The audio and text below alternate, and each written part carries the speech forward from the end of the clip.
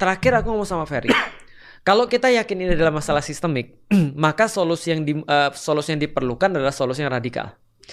That's why mereka nggak suka dengan orang-orang yang berpikir secara mendasar. Itu kan problematikanya tuh. Nah, maka sebenarnya kalau mereka sudah mulai merasa terganggu, berarti mereka sudah sadar bahwasanya ada orang yang sudah mulai mempermasalahkan dari dasar nih.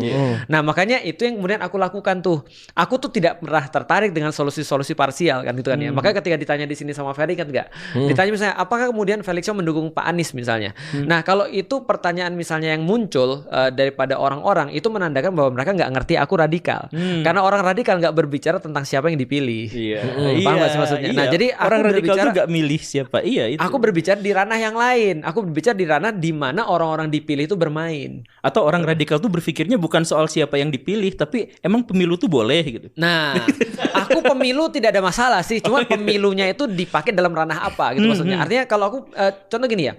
Kalau kita senantiasa meributkan tentang orang-orang yang terpilih, maka itu yang terjadi. Kita akan ributin RUU TNI lagi, kita akan ributin RUU yang lain lagi dan segala macam, dan kelakuan-kelakuan yang nggak jelas oleh para wakil rakyat itu. Tapi kalau kita ganti playground gitu kan ya, maka the rules itself is changing. Nah, itu yang kemudian aku lakukan, dan itu yang berusaha aku coba untuk ya setiap waktu aku menanamkan pemikiran itu, karena problemnya kan pemikiran nih.